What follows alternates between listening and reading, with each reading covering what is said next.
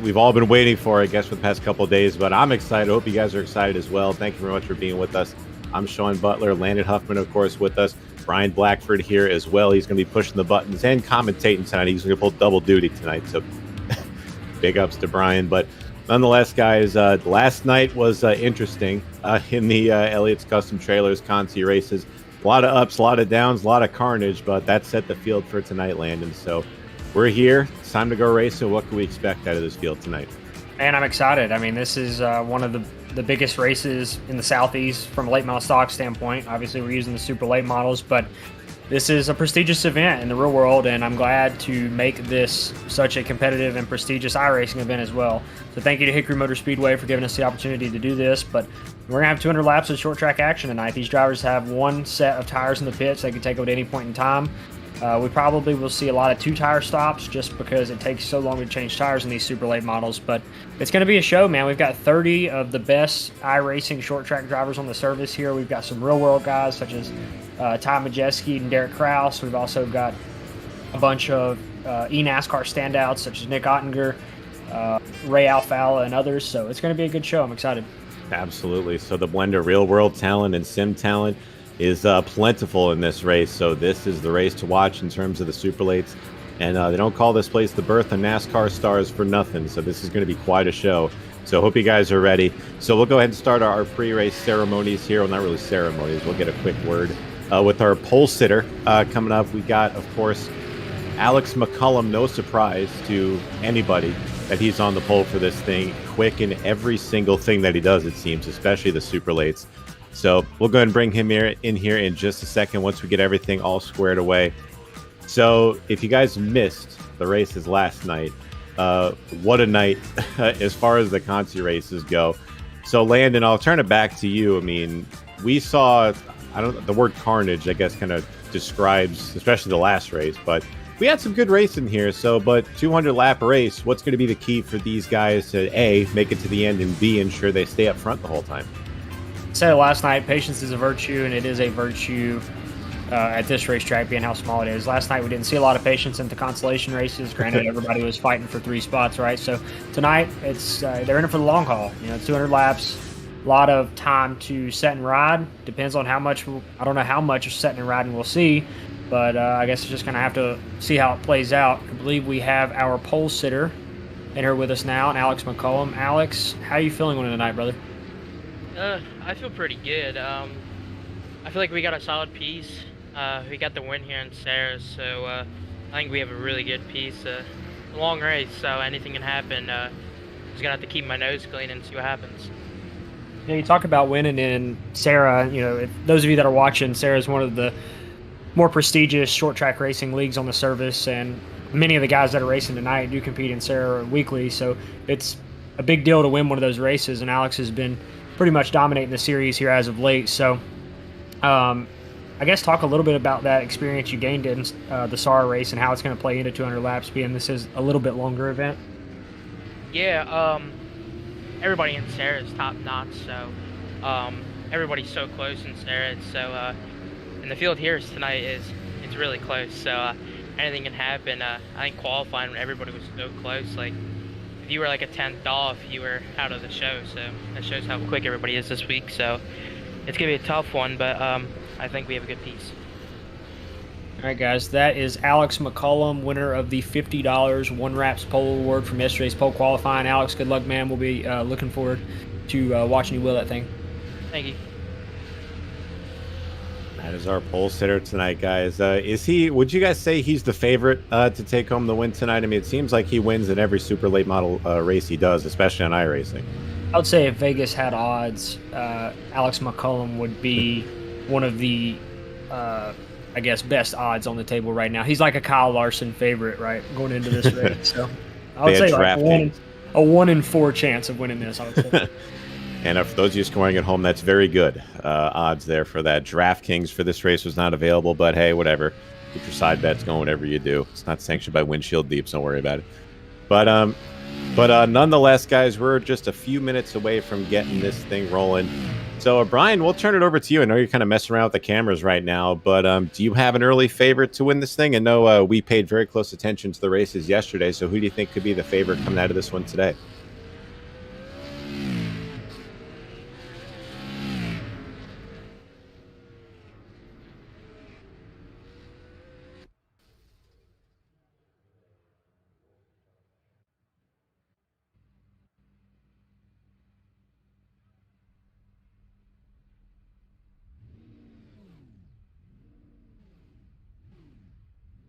So the field will be setting up now. So we'll go ahead and do a quick field rundown for you guys as everyone starts to grid up. So Lana, why don't you take this away from the start of the front row here? So who we got in the front couple of spots here for this thing? Yeah, we need to let everybody get gridded here. I think we'll give them just a second. Once we get all the race cars on the track, we'll run through it. We'll let Blackford keep our little grid walk cam chilling here. But just talking a little bit about this field, I mean, I don't know what the exact strength of field is tonight, but it's probably, if not the strongest SOF in a money race in the super late models this year. It's one of. I mean, this has got to be top notch as far as the strength of field goes. And if you're not familiar with strength of fields, that is basically iRacing's skill point determinant. So definitely the best of the best in short track racing, gridding right now here at the birthplace of NASCAR stars and Hickory Motor Speedway. And I'm just really excited to watch these guys do battle. I think we're going to see a lot of comers and goers. We've got some strong people starting in the rear that are typically up front, a lot of eNASCAR talent as we wait on our pole sitter to grid here, but it's going to be interesting. Yeah, we're our pole sitter, McCullum. So there he is. There we go. All right, we'll run through the field here as our, grid walk extraordinaire Brian Blackford flies us through. We've got Alex McCullum starting off on the pole, Jacob Harberts to his outside. Both those guys are significant competitors in SARA and run really well every week. Second row inside, we've got Brett Suggs rolling off third. He's one of my TAM Academy drivers. And outside of him, we've got Dustin Momborquette, who's also another predominantly short track driver on the service. Cole Cabre rolls off fifth, with Trayton Lapsevich, Penny Series driver, to his outside. He also won the Esports All-American 400 on podium a couple of weeks ago. Next row rolling off. Gosh, hold on a second. I need my entry. The next back, what is this, sixth? Hold on a second. Give me a second. Yeah. Don't fly on me yet. I'm going to get my starting lineup here. Okay. Hold on, just kidding. Begins with an R. I know who it is. Riley Stingham. Okay. Rolling off eighth. Riley Stingham. Or seventh. I don't know. Looks like seventh. I think something got mixed up. Hell if I know. All right, rolling off seventh. Riley Stingham. Eighth is Ryan Kuhn, one of our another competitor on the short track service that wins. He also races up north in super late models in the real world. Next, we got the epic media guy himself, Brian, the spotter extraordinaire turned racer, Brandon Wilkinson, number 56 machine. Rolling off ninth. 10th is none other than the Otten Goat himself, Nick Ottinger. He was the 2020 eNASCAR Coca-Cola iRacing Series champion, looking for a little bit of short track magic tonight here at Hickory. Next row back, we've got Parker Traves, SARA Series driver, and Sam King in the black, blue, and white number 27 machine. Moving on down the line here, we've got, I'm not gonna read these starting positions off. We probably could have started it from the rear too, but got John Olette in the 81 car, and I believe Robbie Keneally in the 24. Yes, different number tonight. Robbie's usually number 1, but he had to run 24. Next row back, got Devin Landry in that 54 machine, and outside him, still Langford in the 33. Got a bunch of nice Halloween cars tonight, Sean. The number on that 33, yeah, it's pretty nice. Next row back, Blake Neer rolling off with the number 14 machine. Josh Cottle in that SpongeBob machine, another TAM Academy driver. He's my dark horse tonight. I like Josh. I think he flies under the radar. He's a real patient driver. I think it's going to pay off for him tonight. Keep on rolling on down. Austin Teal in that 009. An all blue machine. Look at this number 61. This ran up front in all the Conti races yesterday. Chad Miller in that number 61, another TAM Academy driver. He's going to be rolling off in 20th. Vicente Salas in the Space Station Gaming, number 055, right there, rolling off 21st. Then to his outside, Blaze Brinkley in that number 11 car. Very nice looking car there as well. And we got to go back to row number 12, that 52 car. Peyton Howell, another TAM Academy driver, driving that number 52 Camry. He was outside another Space Station Gaming entry here. Donnie Strauss, newly appointed pro driver in that number 98 car. And here's where your heavy hitters are looking at, Landon, that you were talking about. Our transfers in from the Consi include Ryan Matthews in that 51. Look for him to make a very big charge through this field. Blake Reynolds as well in that McLaren Chevrolet, I guess, and that number 66.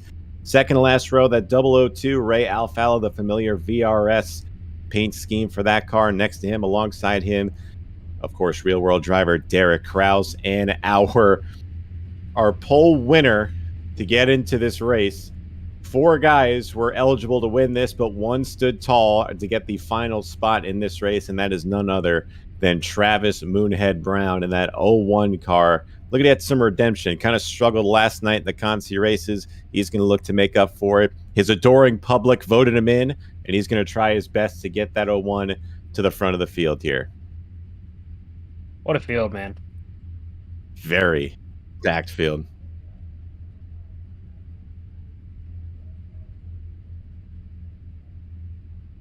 Yeah, we have our production of the national anthem coming on up.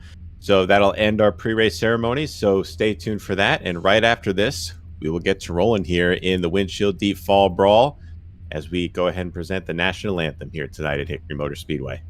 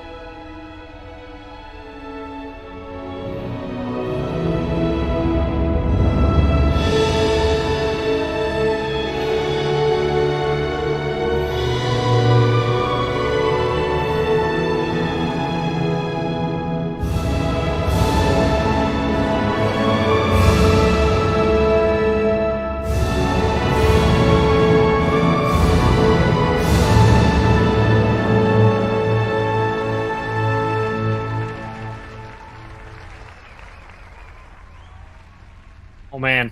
And with that, we are ready to go racing, boys. So field just now getting the last few counts down here on the grid as we will get set to go racing 200 laps around the historic Hickory Motor Speedway land. And I'm pumped. Hope you guys are pumped up as well. Field is getting set. They're about to get the command very shortly. So I'm going to just throw this out there for now. We know this is a short track race. We know there's going to be some crashing happening. How long, Landon, do you think we see some sparks flying in this? How long do you think it'll take before that? It's going to happen quick. I have a feeling. It's going to happen quick. We're about a minute and a half till we roll here at the command and seeing these guys roll off. I don't know about you guys, but I just got goosebumps from that. Shout out to Brian Blackford for a fantastic coverage of the anthem. That was freaking sick. I am super excited, dude. This is going to be one of the best super late model races on this service this year. I'm 100% convinced of that. If I'm a race car driver on the grid right now, you know, my adrenaline's pumping just like I'm in a real car. I mean, I'm excited watching it, so I can't imagine how these guys are feeling in the race car right now. Brian, you got any pre-race predictions for this before we start to roll?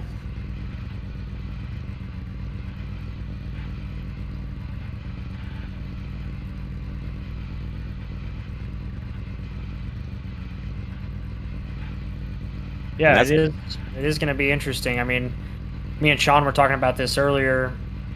It does take a while for these super late models to change tires, so I don't think anybody's going to be able to take 4 tires at one time. Also, Brian, you're muted, apparently.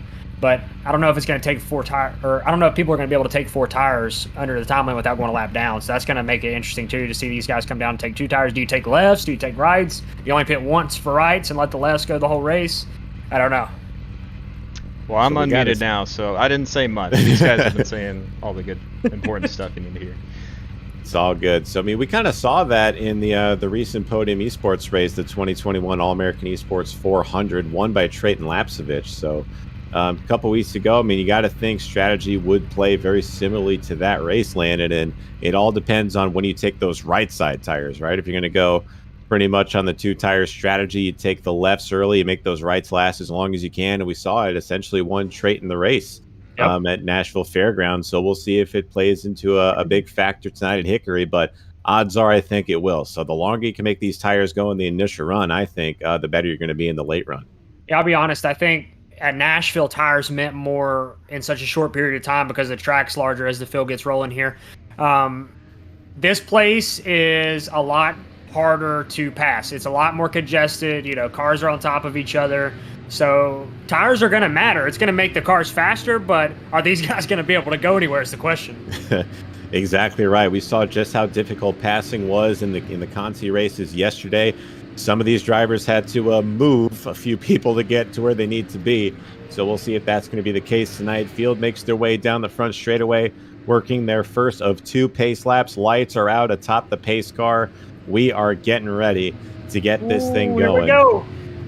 Field makes their way off of turn number 2 as we got our beautiful drone cam going right there. All right, fellas, it's time.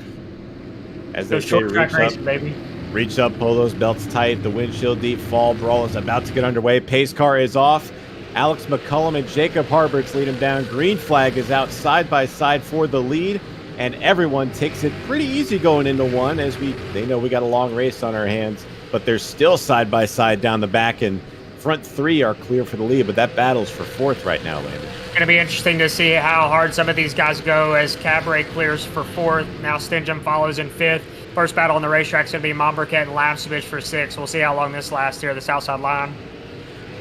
Dustin Momberket in that 16 car working the top. He's able to file in line. So this might be interesting too, Landon. How are these guys going to be racing this early? You know, you're going to make the tires last. If you're in the mid-pack, say like if you're where like Blake Neer is, he's right in the thick of this pack in that number 14 car. How would you play this? Would you want to be conservative and maybe try to see how this rides out? Or are you trying to pass these guys to avoid the potential hornet's nest in the middle of the pack? And I think right now, especially if you're near Olet, you know, some of these guys that are battling 10th on back, especially where it's double file, you've got to see how the race plays out in front of you. Still Langford gets sideways in the middle of 1 and 2 with Vicente Salas on the outside behind him.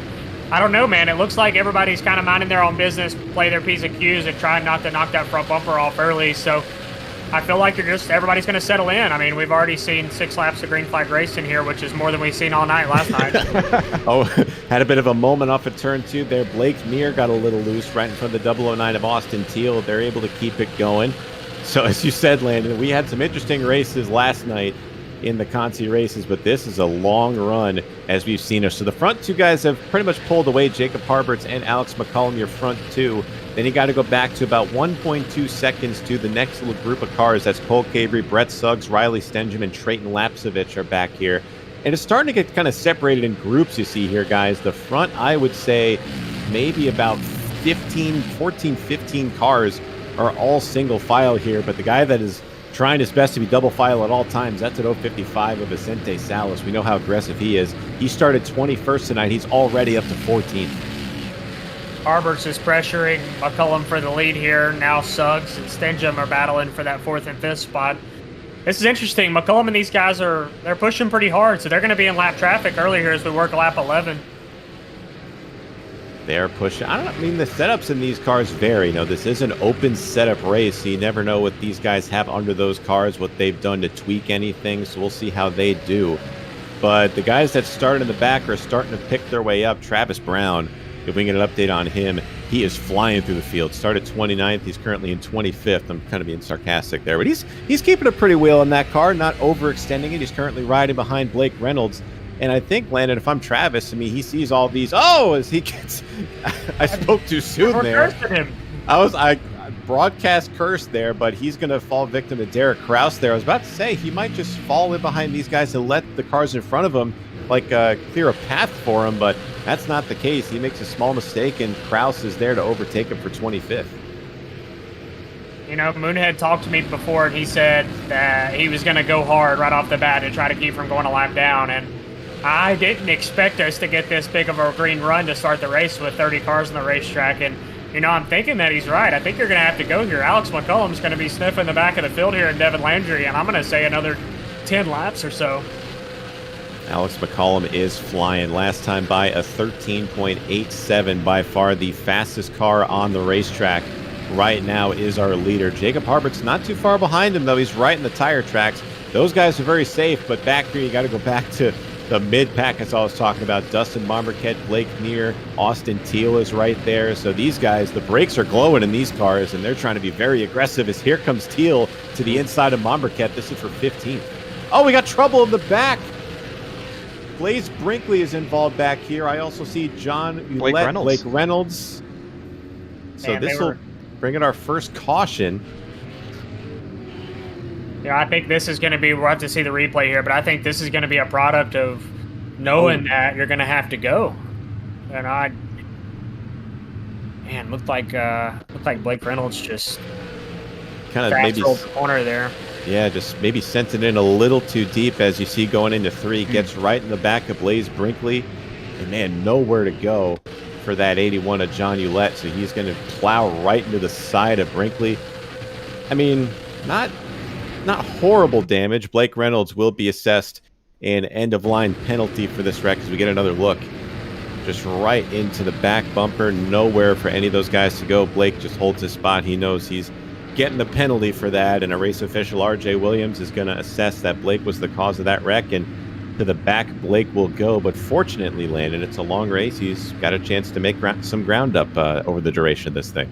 Yeah, it's a long race. These guys do have, it's a 3-strike system here tonight.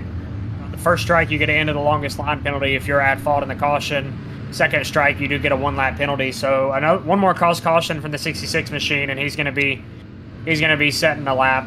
So that's going to be interesting. He does have some right front damage. Honestly, I think he got the worst of it. Ouellette got a little damage, and Brinkley has the left front banged in. So I don't know. You've got some guys on pit road early here. Looks like mainly just damage control and fixing what's tore up, except for the 52 of Peyton Howe. But I seen Travis Brown got in that stack up too. Those guys, I don't know if he has any damage or not, but that whole group right there, Kraus, Brown, they all stacked up really, really hard, nose to tail, whenever that contact happened. So let's ask old Moonhead how the car is. So Travis, man, you were right there with that incident. How's the car? We get any damage or are we good? I think we got some cosmetic damage, but we're all right. It's honestly, I got lucky. I got into the back of Blake like 3 laps before and lost the spot to Kraus. And had I not done that, I probably would have been right behind Blake and T-boned that guy. So things worked out. We're rolling pretty good. So one last question before we get you back up there. What's your strategy going to be for the rest of this? You going to try to get up there or stay put? Hell, I don't know. I'm just kind of rolling, taking what's given to me right now. All right, man. Well, best of luck. Go get him. That's Travis Brown, everybody. Moonhead in the building for this race. Pace car is off. Alex McCollum wastes no time getting back on that. First 2 cars are clear through. He and Harberts are through. It's side by side between Brett Suggs and Cole Cabry for 3rd. And Landon, these guys, they can make the top lane work pretty well, but the question is, how long do you want to be up there when you're conserving tires? I honestly think if somebody wanted to really roll the top right now, they could, just because everybody's trying to log jam the bottom and get in and ride. But Brett Suggs is trying to make that outside work on the 71 of Cabrera right now with Lapsovich in trails. So we'll see how it plays out, but I think the top lane is an option. Now whether, contact towards the back of the pack. Sam King gets into the back of Vicente Salas. Looks like they all made it through. Oh, 3 wide into turn 3. That is not going to work. Dustin Momberket in the middle. Oh. He's going to turn the 51 of Ryan Matthews. The field scatters. Caution is out. A preemptive caution for that. Everyone's able to keep it going, but man, they almost made that 3 wide work going through 3 and 4 there. It looked like the 16 of Momberket had to check up really hard after all. This all originated with the contact between the 27 and the 55. 27 of King and the 55 of Salas, and that stacked everybody up right through here with 24 of Keneally, Cottle, Momberket, and Matthews, and it just created this chain reaction. How about Josh Cottle, though, making something happen going into 3? He sensed that, what's that 13 car that's going to take this 3 wide down the backstretch? Right there. He dives it to the inside of the 16, and if he doesn't do that, Landon, he might be caught up in this mess right here, but he gets himself a few spots in the process. He jumps himself up to 16th. Yeah, I believe the 16 overreacted to the 13 being underneath him and kind of jerked to the right a little bit, and Matthews was just an innocent bystander on the outside there, which turned him around. I don't really think anybody got any damage from this. Looks like Matthews is unscathed. The 16 of Momberket's somewhat unscathed, so no harm, no foul there. So not only is Brian Blackford an up-and-coming producer, he's also a former DWC driver, so he knows his way around the tracks here on iRacing. So Brian, what do you notice in the race so far today? What are you thinking? You can just tell the quality of competition's way higher than last night. You know, these guys are prepared, they're ready. I mean, it's obvious, but you know, it's exhilarating to see these guys put on a great race at this track with this many cars, this tight of racing. It's only going to get a little bit more intense as we go forward, but I'm looking forward to hopefully having like a 20-30 lap run and, you know, seeing how people work the strategy, how they work their tires when they decide to pit. There's so many unknowns that I think, you know, you don't get very many opportunities to race this quality competition at Hickory. 30 cars that can all drive really well. You just don't get that opportunity very much. So you gotta work the strategy perfectly in order to come away with this thing. Let's see, what do we have? 5 pro drivers in here, 5 pro licenses in this race. So this SOF is no slouch. What do you say? It was like a 5 or 6K SOF up somewhere around there. It's one of those tougher races. I don't know it 100%. We'll have to check it after here. His pace car's off. McCullum's going to lead us back to green here, lap 33 of 200. He gets a good restart. Harberts, I believe, is going to clear down in front of Cabrera, and the first battle on the track is going to be the 33 of Suggs and 71 of Cabrera off of 2. So the constant hidden in this has been Alex McCollum and Jacob Harberts. Your first 2 cars have been up front the entire race. Cole Cabry is able to clear Brett Suggs. Here comes Trayton Lapsevich in that 32 car looking for the 4th spot. Suggs just trying to get to the inside or clear something. He's going to be stuck on that outside lane, and there is no opening for him for quite a while. So if I'm him, I'm trying to get to that bottom as quickly as I can, but landing it's just so tough when you're trying to find a lane. It looks like he's going to get down there now, but Lapsevich is still there, so not quite yet. Yeah, you're going to have to get a good run off the corner. I think if he's going to clear down, it's going to be off of 2 right here. It looks like he's got a good run. Lapsevich is still hanging on his bumper, so it's close. It's going to be really tough. He's in the position right now, though. He has a position on corner entry, and at Hickory, whenever you're racing side by side, you have to have that. If you have a car to a half car in front of that guy, as he gets loose in the middle of 2, let's Lapsevich back underneath him. Oh, man. It looks all that work for that. It looked like Lapsevich was going to say, all right, man, here, take it. I'll just ride behind you. But the Brett just kind of messed the entry up, and he's back to where he started again. So we'll let this battle play out here. But a little bit further back, these guys are starting to get very, very close back here. Nick Ottinger back in the 55. He's trying to roll the top lane along with Blake Neer. Austin Teal is back there, but they are dooring each other through these corners. But Landon, that's what you got to do with this track. You got to make that lane around as short as possible, even if you're trying to go around the top. Yeah, the bad side about the outside is you have to pinch the guy on the bottom really, really hard to make it work. And in real life, it's not as bad because the contact isn't as detrimental. But on the game, whenever you make contact, it tends to create, a weird contact patch between the car on the bottom and the car on the top. So it's unpredictable as Ottinger gets in line there behind the 27. That was big. He was on the outside for a while. So that'll make the first car on the outside, that 14 car of Blake Neer, a little bit further back. Brett Suggs is still up there working, but we're going to go a little further back here. So Neer has been on this top lane for a good amount of laps now, currently trying to battle with Robbie Keneally and Donnie Strauss right there in that 098. Derek Krause is on the radio. He's not happy at somebody back there, but this is what we got to do, Landon. I think we're kind of set in this first part of the run where we got a couple of wrecks out of the way. Everyone kind of sees the long term as Neer is going to get tagged right as I'm saying that. He's going to save it, though. Great job of saving that race car, but that's going to definitely take a toll on those tires. I think these guys in the back realize that they can't just sit here and ride. The guys up front have a huge advantage right now, being that they can take care of their stuff and not have to worry about going a lap down. But the field is so dang good that these guys in the back are having to fight and battle just to stay on the lead lap. So it appears the first about, I would say, about 12 cars, 13, 14, about 15 cars side by side. We got to go back. This is a battle right here, right behind Blake Neer. Austin Teal and Josh Caudle right here taking a look. But Devin Landry, you haven't really talked much about him. He was sent to the back at the start of the race, so he actually started last in this, well, towards the back, but he's fought his way up to 18th, so he's one of the big chargers in this race so far. So keep an eye out for that 054 machine here as he's trying to get by Austin Teal, but Teal rolling that top pretty well in that 009. The entire first part of the race, Landry rode behind, like at the last car on the track, so It looks like he's trying to flex his muscle. He gets loose. Coddle's going to jump to the outside of him. It looks like he's trying to flex his muscle here and move forward, but all these guys right here, Derek Kraus and Travis Brown, are not getting along at the moment. They are not. So that's what Derek Kraus was on the radio about. So Travis is right in front of him, might be holding him up a little bit. So we'll see where this battle goes. But everyone, for the most part, is being pretty cordial right now. So they're starting to file in single file. It's actually a 3-car race to the front now. Landon Cole Cabry has done a good job of running down Jacob Harbert. So he joins this front of the field breakaway. So he's showing some speed in that 71. Oh, got a caution. It's Travis Brown, as we were just talking about on the backstretch. Might have had a little bit of help. Go back and look. Looks like he did. The pace car nails him.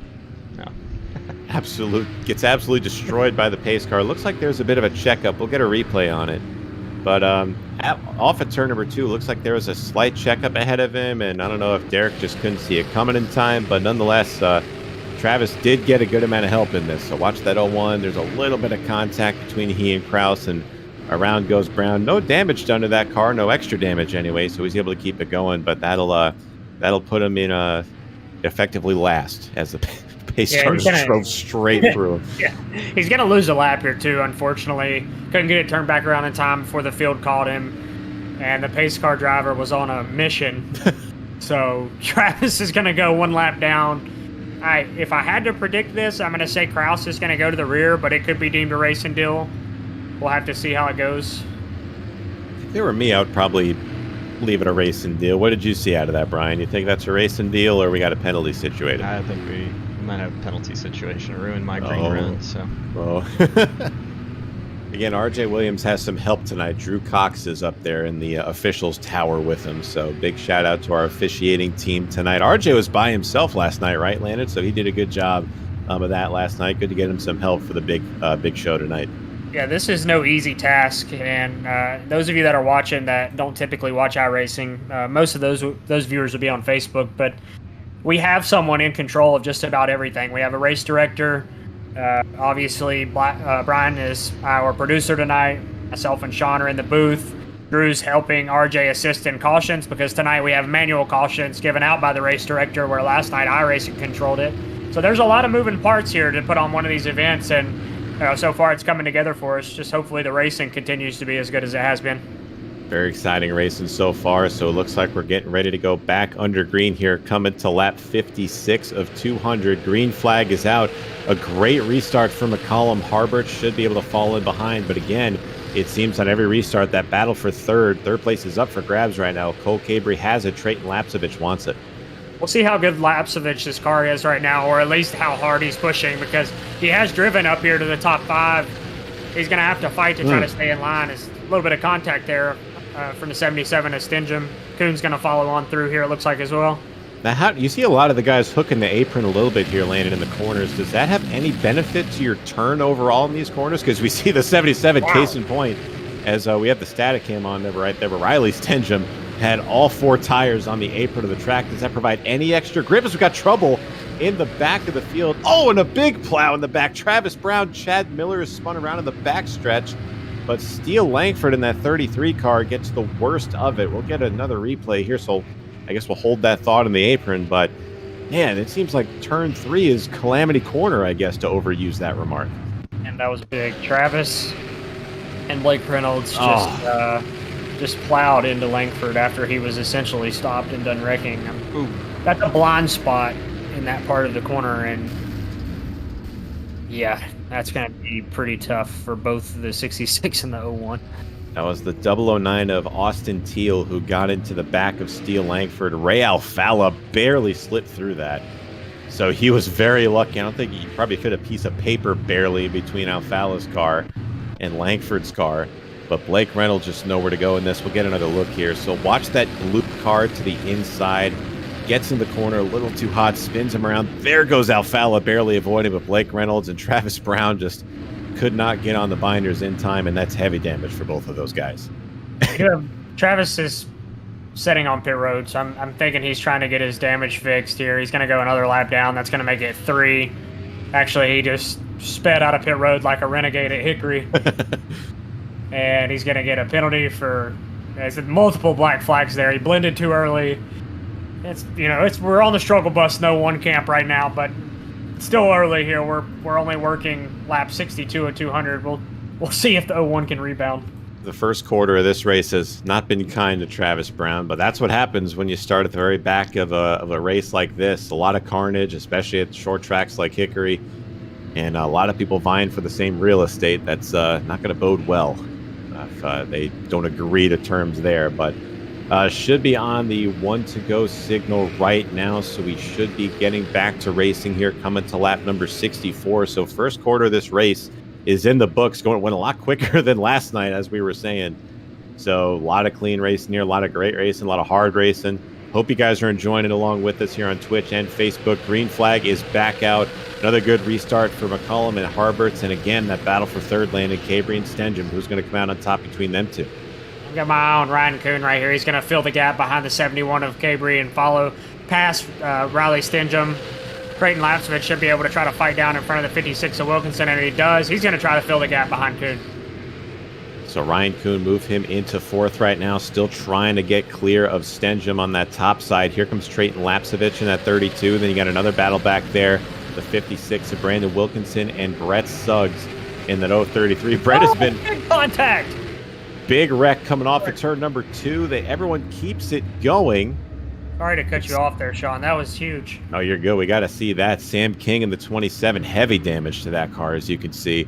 Yeah, looks like it might be crab walking a little bit, so that is not a good sign for Sam. Let's take another look here. So going into turn 3, he might have a little bit of help out of turn 4. Does he tag the wall? Looks like we got some help there. Oh, we got a hook. Yeah, that was right big. into the wall.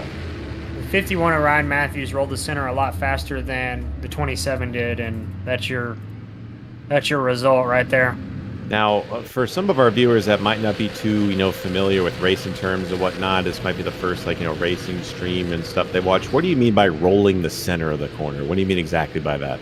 51 was carrying more speed dead middle of the corner than the 27, and that was the direct result of rolling the center too hard.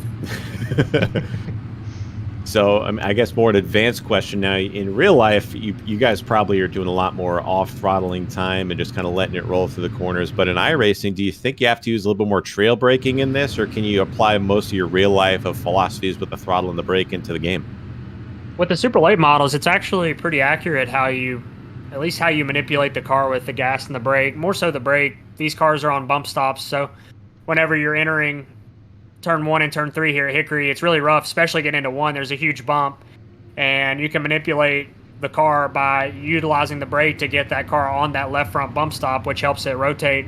Then as soon as you get it planted, you can kind of be off the brake and use your wheel input to keep the car pinned on the left front, which helps it rotate. So that's actually a tactic that's used in the real world, and especially now that late model stock racing, is on bump stops just like the super late models are.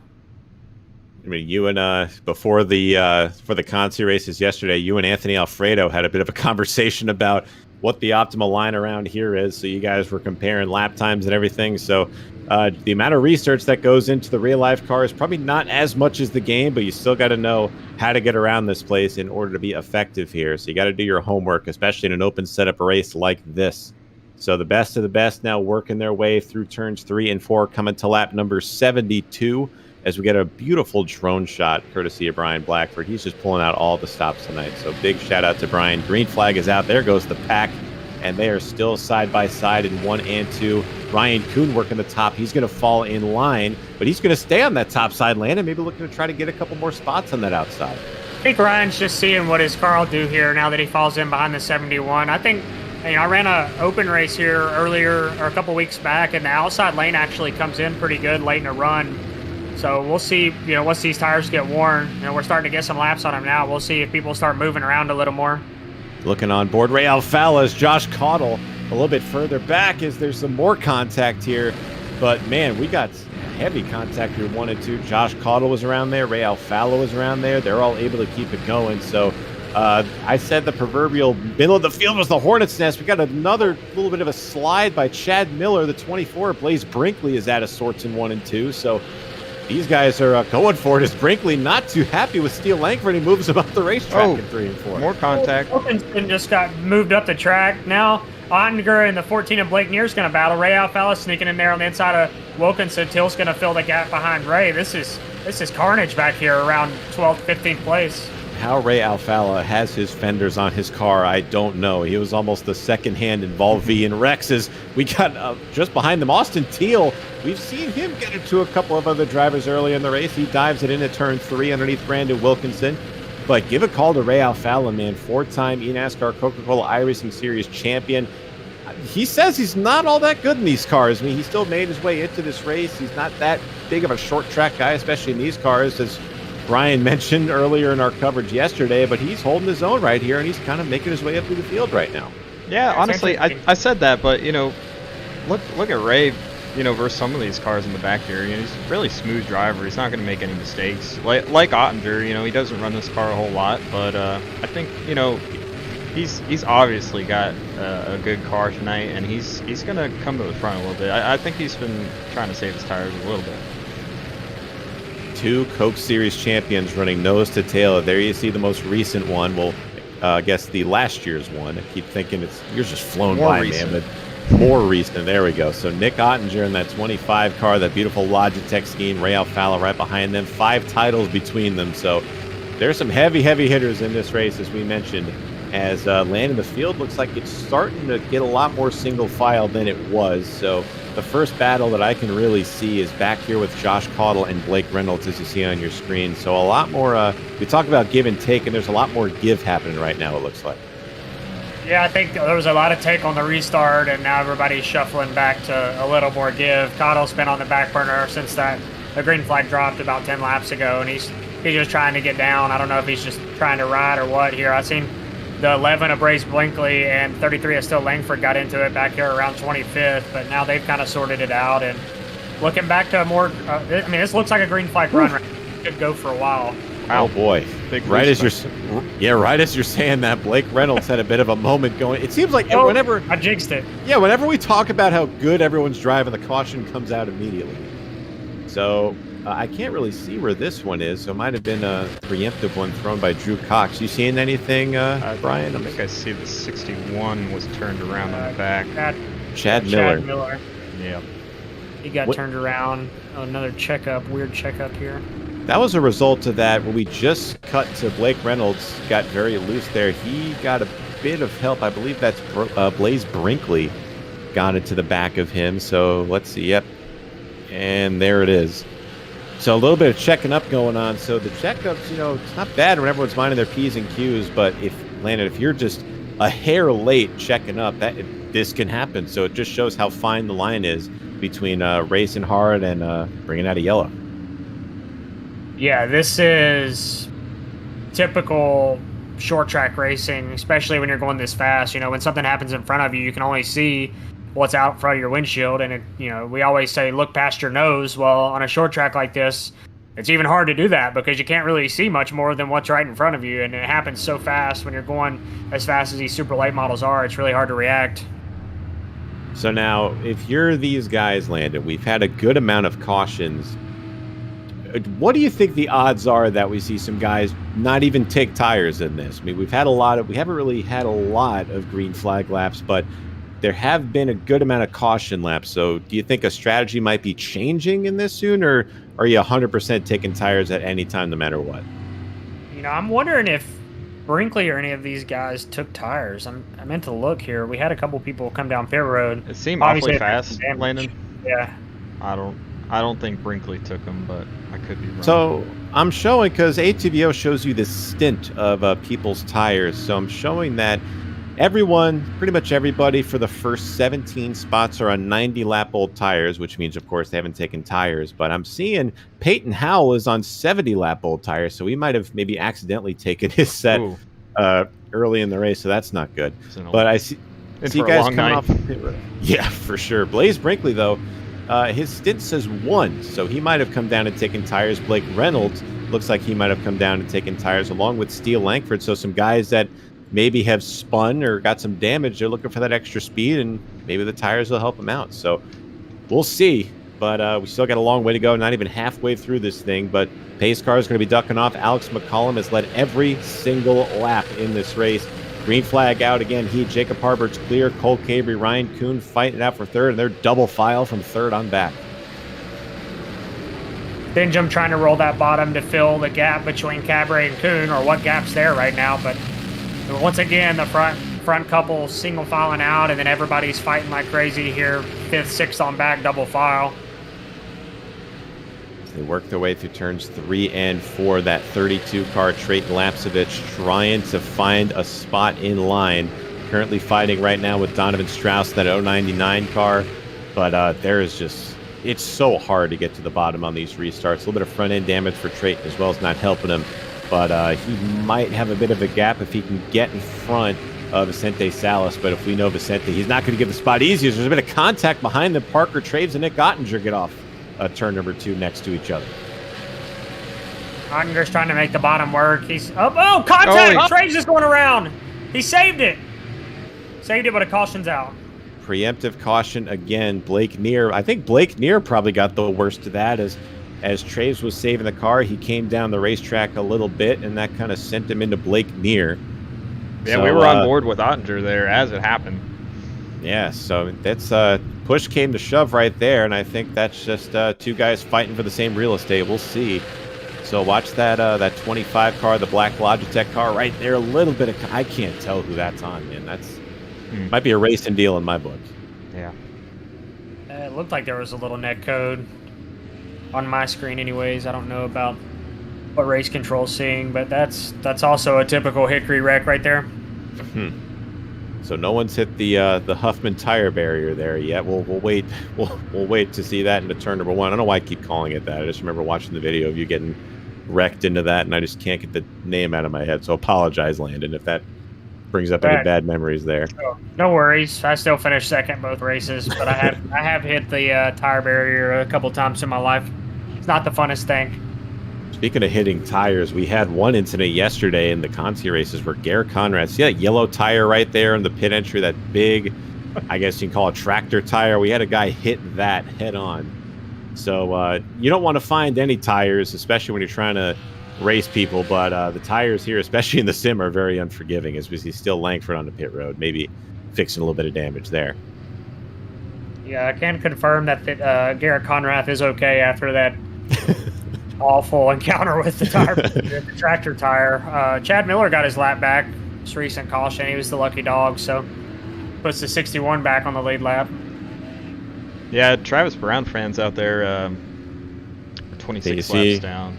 You see him in the chat. He got disqualified after his I guess outburst, speeding out of pit road, then merging unsafely. So I think Travis has packed it up and called it a night. He's got another race coming up tonight right after this, so we'll see if we can send you guys right over to Moonhead's channel right after this race. He's doing some 87 qualifying races for Talladega for his race tomorrow night, 250 miler. I'll be racing in that, and Landon's going to try to squeak his way in, so we'll send y'all over to that. That should be a good time. But right now, the best short track drivers on the sim duking it out here tonight. Green flag is back out. Alex McCollum, has anyone have anything for him? We'll see. Front 2 again our way. It's going to be Cabry and Kuhn fighting for third, and they again side by side for about, I don't know, 10, 15 rows deep into 3 and 4. Just past halfway here, I think the intensity is going to start picking up. Red Suggs trying to make the outside work around Riley Stingham for 5th. Donnie Strauss making some headway here. He's now slotted into the 7th position, but he's come from deep in the field, so maybe that 98's got some speed here. But I think 98 of Donnie Strauss has been our hardest charger of the race so far. Started back in the 24th position. He's now up to 7th. So, Landon, you mentioned how hard passing is at this racetrack as he kind of wedges Suggs out of the way there through 3 and 4. You got to do that at this point in the race now. We're past halfway. It's go time. 100 laps goes by very quickly. So if you're going to get through the field, you got to do exactly what he did. But Suggs, as a short memory there, he's probably going to want to get back to the rear bumper of Strauss with 1 and 2. Yeah, Suggs just falling in line. Now Trayton's stuck on the top on the outside of Alfala. Ottinger following Trayton. It's 2x2x2 back here around 9th, 10th. Oh, contact! Ottinger. Round goes Ottinger. Oulette's around. Blake Reynolds is in it again. Austin Teal on the radio just says, you can't go nowhere. Especially, I mean, Landon, you've seen it firsthand. When there's wrecks at this track, the place can clog up. And it looks like John Hewlett back there, he got some help from Blake Reynolds checking up. Oh, man, actually, if we can go back, watch behind Blake Reynolds. The 61 of Chad Miller just just runs right into the back. And poor John Hewlett got the worst of that, it looks like. That was all a result of Ottinger getting a little bit loose off the 4 there after a little bit of contact. So that wasn't going to bring out the yellow, but that certainly did. Yeah, Ottinger did a good job of getting his race car back going straight. But I think Blake, once again, just couldn't see the checkup, and Bullet stomped on the brakes, and they're just bang, bang, bang. That front end is not going to last very much longer on the 66 of Blake Reynolds. That thing is beat all to hell. It is hanging on by a thread, it seems like. So whatever's holding that thing on right now, there's all these teams should invest more of it. 'Cause I don't know what the heck's keeping that front bumper on the 66. He's able to keep going. Don't count him out though. Again, he is a Coke driver, so he knows how to get around these places. He said he wants to put some more time into these super late models as well. And he's coming along, but right now, Landon, the luck has not been on his side tonight, that's for sure. You know, just looking at the field and how spread out everyone is, I don't know if people in the back can even take tires. I don't know if, I don't know how much strategy we'll really see pan out, because I'm not sure these guys can take 2 tires without going a lap down. That's what I was just thinking about, because some of these guys are trying to fix damage, and they can only get about 5 seconds done. Right. So we got one guy in pit road right now. Let's see how much Steele Langford can get in there in the 33 car. He's sitting on pit road right now. There's the leaders. So he's been in pit road for about 15 seconds right now. So he's coming out of pit road now. He's barely going to beat the pace car, but that, Landon, it takes a little bit to change tires in this. So you got to think that's cutting it a little bit close to even change 2 in these cars. Yeah, I'm not sure they're going to be able to. I really want to try to let RJ know to keep this field stacked up, but we'll have to do that when we're not about to go green, huh? Definitely. So here we go. Pace car ducking off again. McCollum gets an early restart this time, so he's going to be able to get clear. So will Jacob Harberts. Again, I feel like a broken record on these. But Cole Caber, Ryan Kuhn, they're going to sort it out pretty quickly, as we had a bit of a checkup back there. Blake Neer off of 2 got almost into the wall. He's able to keep it going, but right now the side-by-side battle is Riley Stengeman and Ryan Kuhn as they make their way through 1 and 2. Oh, Kuhn gets sideways. Strauss to the middle, 3 wide. Trayton on the bottom. Strauss, Kuhn, 3 wide through 3 and 4. This isn't going to work. Kuhn went at the racetrack. Man, big shout out to Ryan Kuhn. He's able to keep that thing going. He's going to fall through this field like a cinder block in a 2-foot creek, as the popular saying goes. So big shout out to Kuhn for not spinning that car, but in the process loses all of his track position. You cannot have that at this stage of the race, especially. Ray Alfala and Nick Ottinger cannot get away from each other. They are battling again for the 9th position right here with Vicente Salas. 3, okay, we just have contact. Somebody got right hooked. No caution yet. Now the caution comes out. I see, who is that slower back there? I saw Blake Reynolds was around there. It looks like it was Devin Landry in the 054. So we'll take a look. You'll see that 54. There's the 14 car. Oh, man, right head on to the wall. That's heavy damage. Yeah, or if he got on the brakes a little harder, or if I don't know what happened there. So an update on the retirees for this race so far. Sam King has packed it up and called it a night. Travis Brown, after winning the vote-in, he's going to be taken to the garage. And most recently, Chad Miller in the 61 are the 3 retirees from the field. And we got an early taker on pit road, guys. Ryan Kuhn has decided after that move, or after that, incident on the racetrack, he's going to come in and get himself some right side tires, it looks like, Landon. He's down and away. So Landon's in the race control booth right now. I appreciate him telling us. But Brian, that's an interesting strategy right now at this point of the race. So taking tires early, think maybe set himself up to get some track position when the other guys take some? You know, if you're gonna take them, you need to start thinking about taking them now. I think, unless these guys know the fall off a little bit better than we do up here. It's kind of surprising to me that some of these leaders, in particular, some of these faster cars around 10th to 15th, like Alpha, Ottinger, like they haven't tried to put on a set of tires and maybe come back through the field. It's a little bit surprising to me, but they probably know something we don't.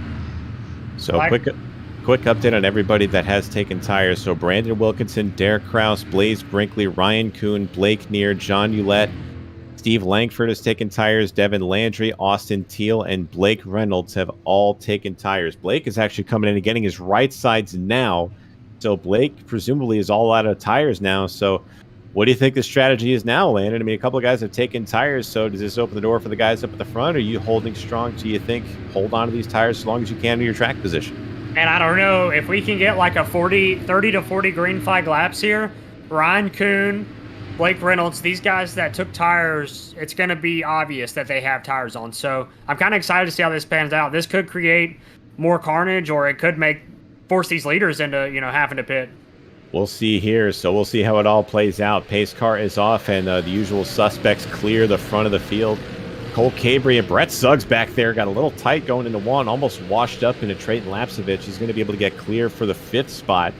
And the 77 washes up a little. That's Riley Stenjum, gets the run off the corner. That's the first battle now for 4th. Suggs in that 033 and Stenjum in the 77. Traves is trying to fill the gap. He was in some early carnage. Now he's fought back, trying to battle Stenjum for the 5th position. Since Salas is trying to follow him through. What do you think of Riley's line in that 77 and 3 and 4 lane? And he's kind of entering really high and then kind of ducking it down. So he does the complete opposite of what I've been seeing now. But he gets a little bit of contact there with him, and it looked like Parker Traves as well. Give a call to Traves as well. Got that incident early in the race. Ottinger gets loose. He saves it. Might be 3 wide as the 52 try to look in it. That's Peyton Howell, but what a save by Nick Ottinger. I think he knows what he's doing in this service. Trayton Lapsevich hard into the tire barrier. Right as I'm saying that. Right as I'm saying it again. Lapsevich dodged a bullet. He looked like he was going straight in to that tire barrier, but he barely is able to clip it and keep going. But that is definitely not good for Lapsevich. He has not taken tires yet, so I guess this is the time he has to take them. But man, that got very close. That could have been a lot worse than it was. Yeah, just fighting for real estate that wasn't there. Nick Ottinger off of 4, trying to use all the racetrack he can, and got into Trayton into the wall. Trayton actually did a really good job of not hitting that any worse, because he could have hit that head on, and that would have been the end of his race. Trayton Lapsevich, again, as we touched on, your All-American Esports 400 winner a couple of days ago at Nashville Fairgrounds. His bid for 2 straight big super late model races are taking a big hit, no pun intended there. But Brian, that's just 2 guys vying for the same real estate, I think. Yeah, I couldn't really tell. I'd have to take a closer look, but it looked like Ottinger didn't give him a whole lot of room off the corner. But Ottinger's one of the cleanest guys on service, so certainly wasn't intentional. But yeah, that's a tough break for Lapsevich. He was having a clean run, seemed like. Again, it's not over yet. We still we're inside 70 laps to go here, working lap number 130. Lapsevich, like I said, I'm thinking he's going to take his tires now. Right sides are up on that number 32. So, Landon, I don't think he had much choice here. No, he's pretty much backed in the corner. I mean, at this rate, if he doesn't take tires, he's just restarting at the back anyways. So, got to take your tires here. Hopefully the strategy plays out. Like I said, if we could get some green flag laps, I think Ottinger actually took his tires as well since he was going to the rear. So if we could get green flag laps here, I think that it's going to make a big difference. Looks like Nick Ottinger did not beat the pace car off, so he's going to be a lap down.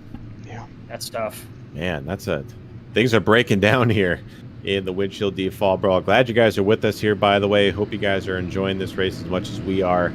And definitely a little bit cleaner than the Conti races from yesterday, but some of the themes are still around. A lot of these guys are being very aggressive in this race and a lot of give and take, but I think it's going to start to get a lot more aggressive as we head down to the latter portion of this race. Almost in the final quarter of the race, I should say, going to lap 133 of the scheduled 200. Green flag back out. And look at this. We actually have a battle for second now. Jacob Harberts did not get a very good restart. Cole Cabry is going to be challenging, and he's going to move into second down the back. The Cabry and McCullum teammates, now they're running 1-2. We'll see how that works out here as Traves tries to... Suggs hard into the wall off of 4. Big wreck on the front. Into the tires. Brett Suggs goes roof first into the tires. Oh man. My God. Oh, boy. Holy... An absolutely hellacious wreck going into turn number 1 here at Hickory. Brett Suggs is somehow still driving that car. I don't know how that thing is still rolling. We'll get a replay on that. But, oh, man. That is one of the craziest short track wrecks I've ever seen on iRacing. So we'll get another look here. Landon, what the hell are you seeing in this? Oh, my gosh. It looks like Brett. Man, just... Oh, my God. Oh, my God. That's incredible. How did that even happen? Brett Suggs defying physics here at Hickory Motor Speedway, still driving that number 33 machine. I mean, I have never in my life. Oh, man. So for those of you in the chat, if we can get a clip of that, please. We need that for research purposes, but... Sorry, guys. We got to pull that up again. We need multiple angles of this if you can, Brian. Unfortunately, so here's a great time to educate the masses if you don't know of what netcode is. Unfortunately, Brett Suggs was the beneficiary of a bad netcode here between the 77 and the 33 Alpha 4. The game can only predict so much, and it predicted it wrong right there, and it stuffed Brett into the wall, and then this happened. If you guys are on iRacing, you are very, very familiar with how netcode works. It could work very well for you. It could not. And in Brett's case, that is probably one of the worst results of a netcode I've ever seen. Fortunately, I was wrong. Fortunately, he didn't hit the tires roof first, as I stated. The undercarriage of that car hit. There you see it. But landed, the tires just bounced his car into the air, just launched it. That is... I would say that might not happen in real life, but thank goodness it was in the game, and nothing like that happened in real life. That would be very bad.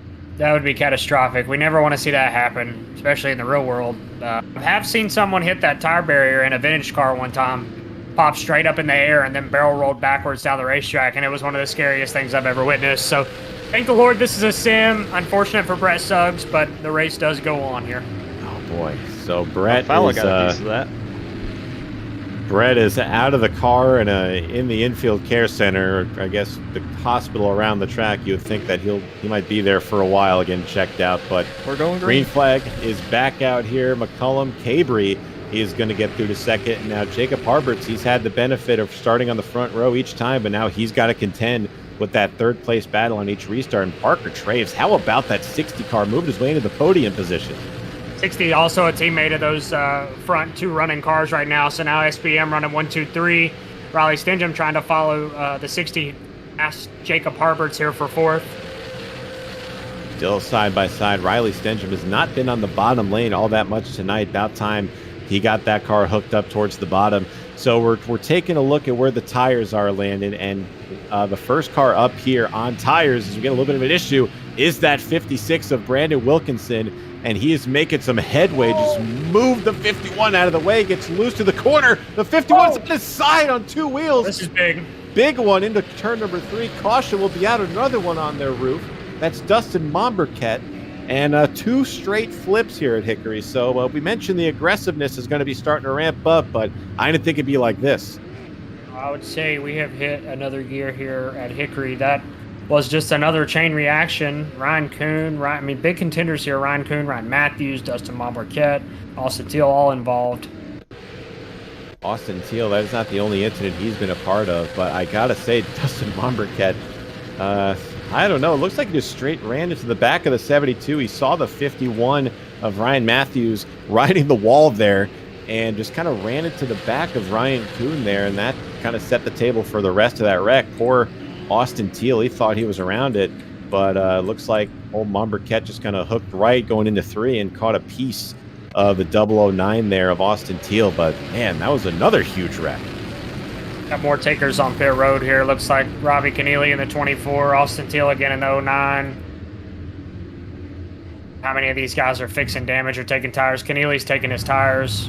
we are working lap 146 coming to 147 here with your leader McCullum. So almost to the 3/4 mark here in the Windshield Deep Fall Brawl, presented by Dusty Pete's Gifts and Collectibles. Alex McCullum's led the way the entire time, but he now has a pair of teammates behind him in Cole Cabrera and Parker Traves.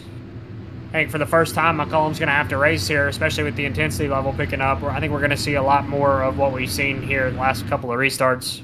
So that was interesting. As you saw, Brian Blackford was paying attention to it. Ray Alfala came in and took right side tires on that pit stop, and he was sent to the back of the field. I don't know if we have any update on that, but maybe sped or something going to the pits. I don't know, but Ray just lost all of his track position. He's going to be relegated back to 24th. Also 1 lap down. Oh, yeah. That's very strange. Maybe he took his tires and didn't get off pit road in time. Well, we'll find out later on, but here we go. Pace car is off yet again. Does anyone have anything for Alex McCullum? Oh, there we go. Huge this wreck. Is the big one. Oh, boy. Oh, my. Oh! Where did that guy go? The pace car didn't even get a chance to stop in the pits. What is happening at Hickory? It's not Halloween yet. Holy shit. Who was that? It looks like the 77 of Riley Stengham. It looks like he just got upended by Peyton Howell on this restart. Riley Stengham just went to the funeral home just up the road right up here. Not his car did, not him. So watch that second car on the outside. He spins his tires a little bit right there. That checks everybody up, and he gets into the wall and on 2 wheels, and nobody could. Oh my God, he got sent out of the ballpark. That is dead center. That's the first time I've ever seen that happen. We've had two straight wrecks where someone has gone absolutely flying, and if you had someone flies out of the track on your bingo card here tonight, kudos to you, but first time for everything here, Landon. Someone has been sent out of the track in turn 1 at Hickory the hard way. Yeah, also Jacob Harbert's driver's side of the tire barrier, so that can't be good. I mean, there was just complete carnage after the fact. There's our telestrator. I love that. But look at all these cars. They're just stacked up. They're all in the same spot into that tire barrier. And as we saw earlier with our humongous wreck, that tire barrier will launch people. And for those of you that do not know, there is a graveyard just outside of turn 1 at Hickory Motor Speedway. So that wasn't a figure of speech. His car literally went to the graveyard out there. I mean, it landed right in it. We're laughing, guys, but man, that's got to be heartbreaking for all those guys to get this far and to be running in the top 5. Just a crazy restart. It looked like Stengham got shuffled or didn't get up through the gears good, and it caused a chain reaction. But man, I mean, you've got Jacob Harbert's run inside the top 5 the entire race and have that happen, and he's mired way back in the field with heavy damage. You never know what we're going to see, especially here in the Windshield Deep races. Don't look now, but my dark horse is running 5th in the 13 of Josh Cottle. As we get 1 lap extended here, we're gonna pace one more time before we go back green. But your running order: Alex McCullum, Cole Cabrera, Parker Traves, Vicente Salas, all the way to 4th. Josh Cottle follows in 5th, Blake Neer 6th, Brandon Wilkinson 7th, Drayton Lapsovich 8th, Blaze Brinkley 9th, and Steele Langford, after being in some early contact and trouble, is all the way back to 10th, Sean. So 2 of our biggest movers here in Vicente Salas and Josh Cottle are right there in the top 5. Vicente from 21st, Cottle from 18th on the grid. So good drive by those guys. Doesn't matter if they can't get it to the good spots, though, at the end of the race. We'll see what they can do. Green flag is back out. McCollum is clear again. Cabry is clear again. Traves trying to get clear of Salas. It looks like he will do it. Salas drives it in deep. Look at Blake Neer, what's left of that 14 car on the outside. More contact there. Look at Cottle underneath Salas, and there's more stacking up with these guys. And Brandon Wilkinson, guys, I was mentioning that 56 car. He is on tires, so this could be huge if Wilkinson can make it through these guys. He's got a lot more grip than the rest of his competitors up front as Neer's in the wall, sliding at turn 1, but he will save it. All right, now that this is shuffling out, single files, Neer, Kuhn, and Langford are 3 wide, hitting into 3, but now B. Wilkes in that 56, he's got some racetrack here. Let's see what these tires do as he tries to run down Salas. Does he have enough time? 41 laps to go coming up, 42 to go on the board right now. So if this run, Landon, you were talking about comes, it has to come now. Donovan Strauss has left the race, so that is a tough break for Donnie, one of the favorites coming in. So right now, keep an eye on that 56 car right there. Brandon Wilkinson has the tires, but it just looks like he may have used them up trying to get through the field. He's going hard, though, as they go into 1 and 2. Yeah, right now it's still the Alex McCollum show up front. Hickory trails. I don't know if anybody's going to have anything for that 10 car, but as of now, everybody's starting to be pretty cordial again, and we starting to single file out. We could have another slight. Oh, as I say that, I hear contact. Yep, every time we bring it up, something happens there. But no caution on the racetrack. We keep it going. There's Josh Caudle in that. That car looks. I say it looks clean as he smacks the wall for 4, but that 13 car looks pristine. Landon, not a whole lot of damage to that car, and he's probably our hardest charger of the race right now, sitting pretty right now in 4th. Yeah, it looks good. As far as damage on the race car, he's one of the cleaner race cars, but it's just going to be tough, man. McCollum keeps stretching that lead out, and as we approach lap 165 of 200, it's going to happen fast here for any of these guys, 4th, 5th, 6th on back, if they're going to have anything for the front couple cars. Front two mirroring each other time-wise. Alex McCollum just ran a 13.806. Cole Cabry ran a 13.813. So still nobody been able to touch Alex McCollum tonight. Will anybody have anything for him at the end of this race? We will see. Front about 8 or 9 cars, single file. Got to go back to Blake Neer, fighting it out with Ryan Kuhn right now for that 9th position, and they're very close off of 4. Neer working that high side well, but Kuhn going to have the preferred lane down on the bottom, so he's eventually going to clear it, but they're just losing more and more time the more they go side by side. Yeah, but you have to race, right? I mean, you can't just fall in line. There's approaching 30 laps to go here in the next few laps, and just so the chat knows and everybody watches, the top 15 positions do pay tonight. It's $500 to the winner, and then it's divided on down, $1,500 in purse all the way down through 15. So all these guys here in the top 15 are fighting for a money spot.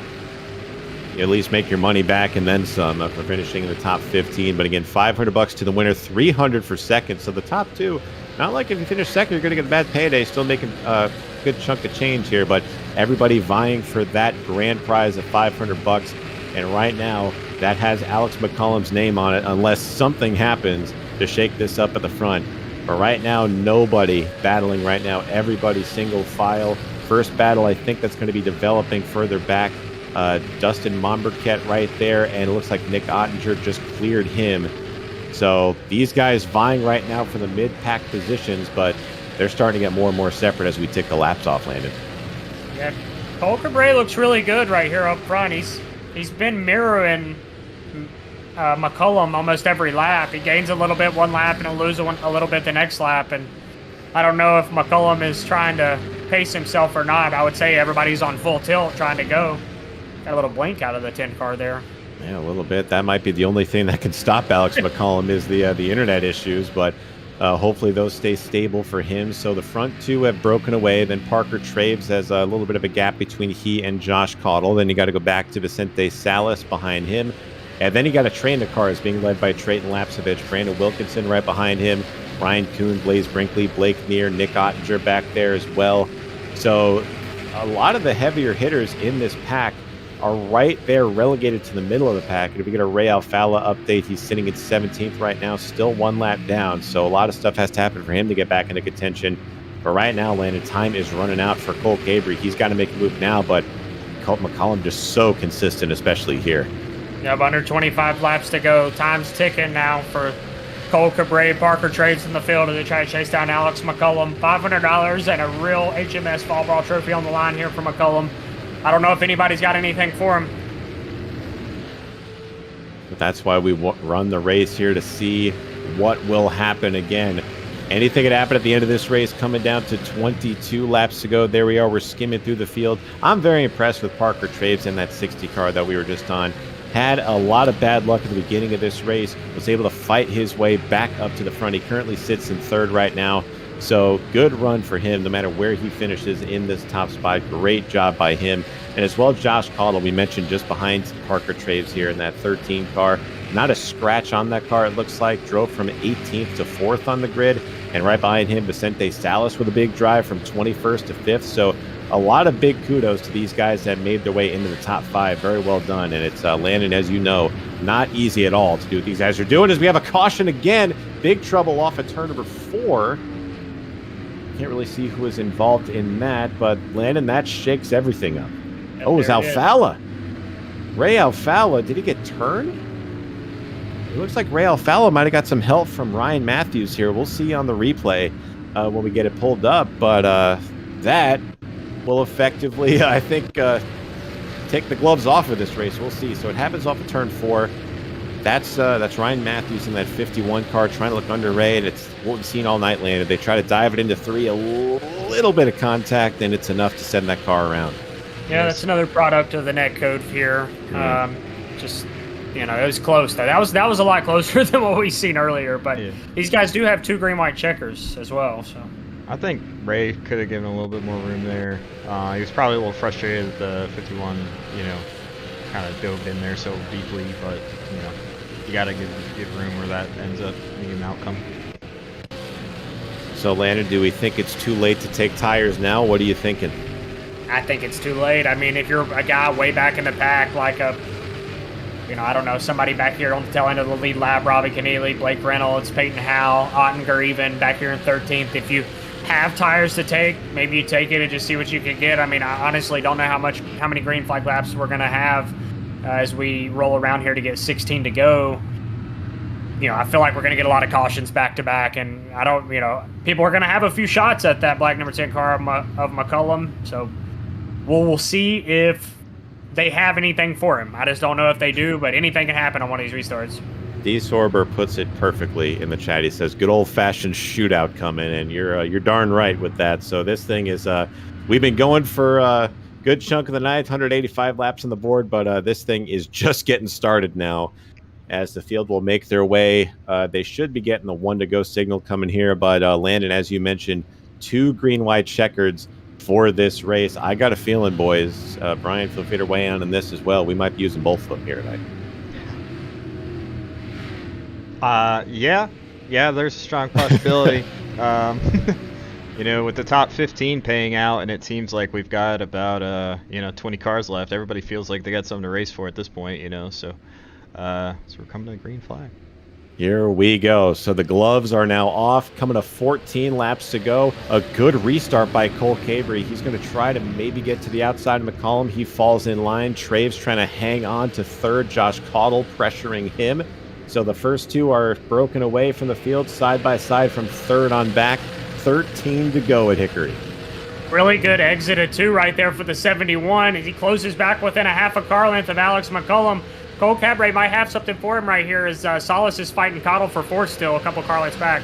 Another good exit off of turn 4 for Cole Cabrey. Can he do anything with it? He's keeping the car a little lower than McCollum is, but does he have anything for him? Traves is through to 3rd, so he has cleared Josh Caudle. Vicente Salas fighting with him, and this is going to come down to the last couple of laps. Next time by, 10 laps to go. Cole Cabrey just as fast as McCollum, but does he have anything to get the move done? Going to be a dogfight. 10 to go at the line. Alex McCollum leading Cole Cabrey, Parker Traves. Tension starting to mount here at Hickory as we come down to 9 laps to go. Will we get to finish it out? Will we use our green-white checkers? A good lap for McCollum there last time by, a 13.880 for McCollum, a 13.915 for Cabrey. So McCollum just a little bit faster, but this looks like a good lap out of Cabrey coming off of turn number 4. Maybe a little faster, a 13.923 for McCollum and a 13.9 flat for Cabrey. So Cabrey might have something for him if he can get some time. And a caution is out again.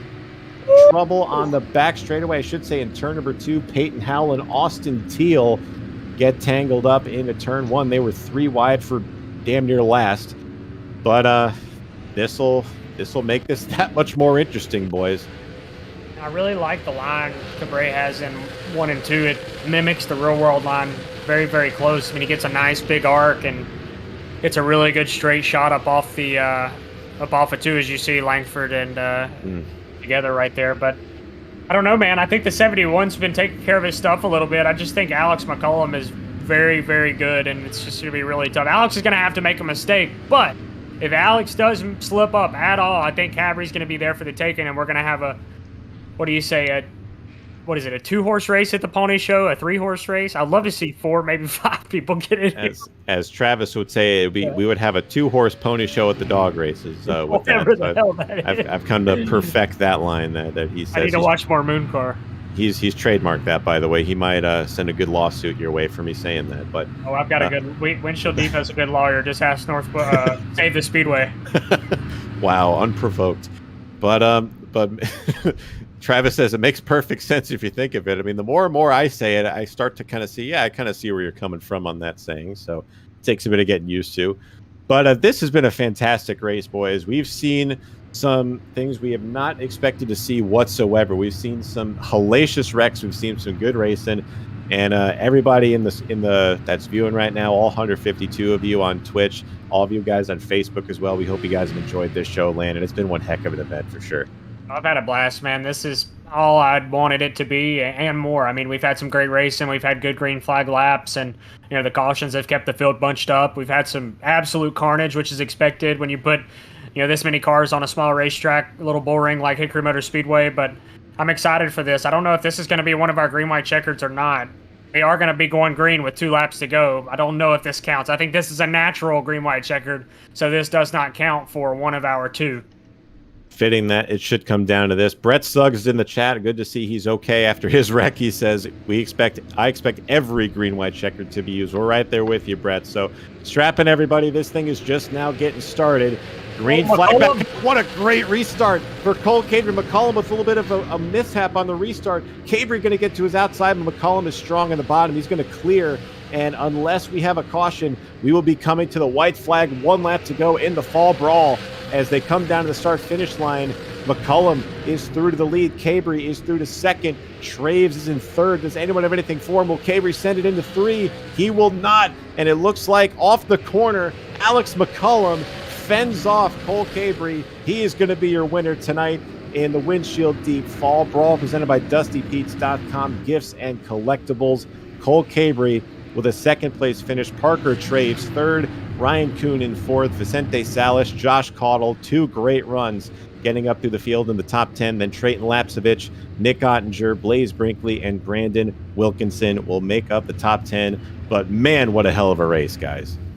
That was fantastic. I mean, I think Cabry did everything he needed to do right there at the end. He had an excellent restart. He just didn't pinch McCollum hard enough. And then, once you get through 1 and 2 right there, you've got to hold him tight, and you've got to get up off the corner well. And he just, I don't know if he bobbled on the top side or what, but I really thought restarting even with him like that, he was going to be able to run door to door with him and it'd be close. But unfortunately, wasn't able to do it. Congratulations to Alex McCollum on a fantastic showing here. I believe he led every single lap. I'll have to check the official stats here after the race, but pure domination from the number 10 machine of Alex McCollum. I believe you're right on that. So they're trying their best to mess your camera angle up here, Brian, but hopefully they keep it there. But nonetheless, great job. Those cars look very clean as well. So very well done by all 3 of those guys, especially. And man, you got to wonder if that last run went green, did Cole Cabry have anything for Alex McCollum? But nonetheless, I think any one of those 3 guys could win the races. There you see McCollum correctly sends his car to victory lane here at Hickory. We'll get a chance to talk to these guys in just a second, but we'll get some post-race reactions from us here in the booth. But man, Landon, you said it yourself, man. This was everything you wanted it to be, and maybe even then some. Yeah, we even finished under green. That doesn't happen very often on the iRacing service. So, now just shout out to these guys that we had competing today. We had 30 outstanding sim racers and real world racers, on tap to race this event. They did an excellent job. They put on a good show. Thank you guys to everybody who watched. I appreciate you guys hanging on with us for an hour and a half strong. We'll try to get our top 3 in here to talk to them here shortly, but I'm just very thankful for an excellent event and excited to do it again. I mean, this was a blast. It's pretty stressful when you're putting it all together, but when you see it all come to fruition and you see, these guys out here battling door to door, it makes it worth it. We'll go, we got our 3 of these guys in here. We'll go third on up. for these guys. We'll right away talk with our third place finisher, Parker Traves. Parker, man, I got to ask you, I use the term roller coaster of a race every now and then, but your race by far was the definition of that. Got a little bit of trouble early. You're able to fight your way to a podium, man. Tell us how the hell you're able to do that. Yeah, definitely wasn't looking good early. We got trapped on the outside, fell back to like 13th, and then making our way up and got trapped on the top again. Unfortunately, got spun around. I don't know who got into me, but got spun around and stayed and ended up restarting on the inside, and we just fought our way back up to third. So what was your overall strategy for getting back up there? We saw just how difficult it was to pass. Were you just trying to kind of weave your way through there, maybe let the guys ahead of you probably maybe make a lane for you, or were you trying to be aggressive and get as many spots as you can and try to avoid any more trouble that might be coming your way? Definitely just had to be aggressive. I was trying to make sure I was going to restart on the inside line every time. So if I seen the next car in front of me was going to restart on the inside, I'd push the issue a lot. But if not, I just kind of held my ground, and it all worked out. Unfortunately, when I got turned around there, destroyed like my left side of the car and caused it to be really tight, and didn't have anything for Alex and Cole. But overall, it's a good race. Hey, man, you're still taking home officially $150 here for third, so can't be too disappointed with that. So any plans for that money a little later on to help you out with something? It's like definitely double in the Canadian dollars, so that's a good payday. But yeah, definitely. I don't know what I'm going to spend it on, but it definitely helps. So I just really got to thank my SPM teammates, Alex McCollum, Cole Cabry. We were able to control the race there on the restarts, which resulted in the 1-2-3 finish. And Daniel Pope for building the setup. It was unreal. Good night. Absolutely, man. You guys were fast all night. Great. Very entertaining to watch you, especially get up through the field. Congratulations on the P3, man. Go enjoy it. Thank you. And thank you to you guys for putting this on. It was really fun. Oh, thank you, Parker. You're too kind. We appreciate the kind words. Landon was a lot to work with in the booth. We were able to keep our sanity up here with him, but nonetheless, congratulations, man. Thanks, guys. Good run, bud. That's Parker Traves P3 here tonight. I believe Landon has caught up with P2 here. We'll go ahead and get Cole Cabry. Did he leave up there? There he is. So I was trying to find where he was. Landon, you caught up with Cole down there for P2. Oh, my man. You had a great restart there, the final restart. I thought you were going to have something for Alex, but you guys pretty well controlled the race, just as Parker had mentioned earlier. Talk a little bit about 200 laps here around Hickory and, how much you were saving there at the beginning and, talk about that chase there towards the end with Alex. Yeah, definitely. This racetrack's so abrasive with tires and, just everything. So really keeping yourself calm at the beginning of these races help a lot. And this track absolutely sucks with the outside starting on the top. So you got to play some restart games here and there. And luckily we all figured all SPM cars ran top 3 there, and we were able to give each other some room. Yeah, officially bringing home a $300 payday here, finishing second at Fall Brawl. So that is I'm basically paying the SPM salary tonight. Windshield Deep is. With these top 3, I don't know if you guys had anybody else in the money, but congratulations on a second place finish, man. You got anybody you'd like to thank?